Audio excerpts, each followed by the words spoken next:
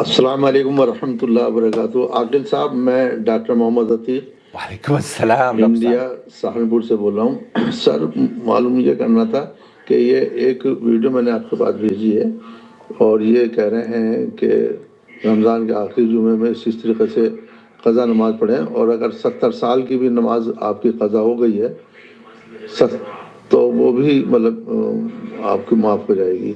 تو میں یہ چاہتا ہوں آپ سے، یہ گزارش ہے محترمانہ، کہ اس کی حقیقت کیا ہے۔ انہوں نے حدیث تو کہا ہے کہ یہ بخاری شریف کی حدیث ہے، لیکن یہ نہیں کہا کہ کہاں ہے کیا نہیں، کوئی حوالہ نہیں دیا ہے انہوں نے۔ برائے مہربانی ہماری رہنمائی فرمائیں۔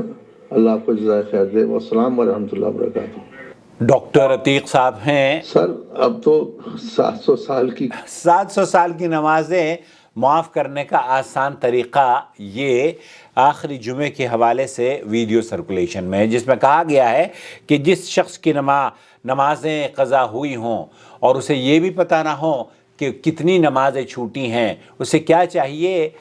جمعہ آخری آنے والا ہے، آخری جمعے کو وہ 4 رکعت نفل اس طرح سے پڑھے کہ ہر سورہ فاتحہ کے بعد آیت الکرسی، یا ایک من گھڑت روایت میں یہ بھی کہا گیا ہے کہ سورۃ القدر پڑھے، اور پھر آیت الکرسی 15 مرتبہ، اور پھر سورہ کوثر 15 مرتبہ، اور پھر آیت الکرسی 7 مرتبہ، اور پھر وہ پڑھنے کے بعد ان کا اجر، یہ کہتے ہیں کہ نبی کریم صلی اللہ علیہ وسلم نے فرمایا اگر آپ کی 700 سال کی نمازیں بھی قضا ہوئی ہوں گی تو یہ نماز 4 رکعت نفل نماز ان گناہوں کا کفارہ بن جائیں گی۔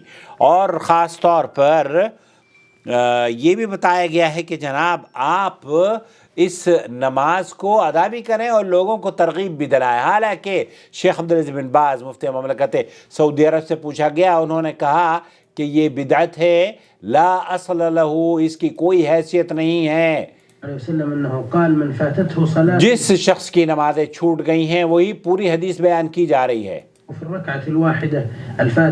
فاتحہ اور سورۃ الکوثر وغیرہ پڑھی جائے، اور اس کی خاص طور پر نیت بھی بیان کی گئی ہے کہ اس کو ایسے اس حالہ کی زبان سے نیت ادا کرنا ضروری نہیں ہے، بلکہ یہ بدعت ہے۔ 4 رکعت نماز واسطے اللہ تعالیٰ کے، یا بالصوم غد نویت من شہر رمضان، ان الفاظ کی ادا کرنے کی قطعی ضرورت نہیں ہے۔ کیا یہ بات صحیح ہے ڈاکٹر صاحب جو پوچھ رہے ہیں سہارنپور سے؟ هذا لا اصل۔ شیخ عبدالعزیز بن باز مفتی مملکت سعودی عربیہ فرما رہے ہیں کہ یہ جھوٹی روایت ہے، من گھڑت روایت ہے، بیس لیس ہے، اس کی کوئی حیثیت نہیں ہے۔ محدثین نے اس کو اپنی کتابوں میں ذکر ہی نہیں کیا ہے۔ یہ بات بہت سارے جہلا نے بنا کر من گھڑت روایتیں مسلمانوں کو گمراہ کرنے کے لیے نشر کر دی ہے۔ اس کی کوئی حیثیت نہیں ہے ڈاکٹر صاحب، اس کی کوئی حیثیت نہیں ہے۔ اللہ تعالیٰ سہارنپور والوں کی اور دیوبند والوں کی خاص طور پر حفاظت فرمائے۔ کیونکہ بدعتیں اصل میں یہیں آتی ہیں۔ سب سے پہلے بریلوی کا رخ کرتی ہے، یا تو بریلی تشریف لے کر جاتی ہیں یا پھر وہ دیوبند شریف تشریف لے کر جاتی ہیں۔ یہ اللہ کا شکر ہے کہ یہ چینل آپ کی رہنمائی کے لیے اللہ رب العالمین نے ہمیں اس خدمت کا موقع دیا ہے۔ اللہ تعالیٰ اسے قبول فرمائے۔ آپ چینل کو جب دیکھیں تو اس کی ویڈیو ضرور دوسروں سے شیئر کریں۔